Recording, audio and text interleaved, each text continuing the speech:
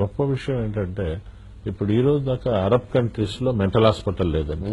అవును. ఎందుకంటే వాళ్ళు రోజు 5 సార్లు కూర్చుంటారు. వజ్ర అంటే డైమండ్, డైమండ్ ని డైమండ్ తో కట్ చేయడం. Your mind is like A diamond, right?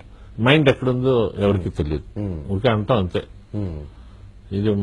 ఇది అంటుకుంటారు, ఇదేమో బ్రెయిన్, ఇది హార్ట్, రకరకాల ఇక్కడ పేర్లు పెట్టుకున్నాం.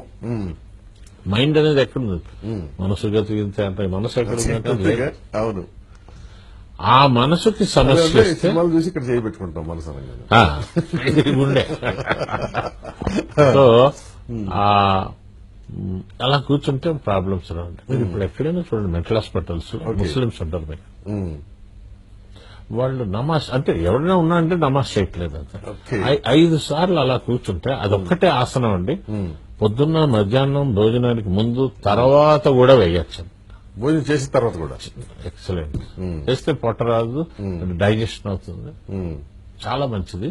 సో ఈ రెండు మరి చేస్తే అది ఎందుకు ఎవరు నేర్పరు? నేర్పాడండి పతంజలి మహర్షి 2000 సంవత్సరాల క్రితం.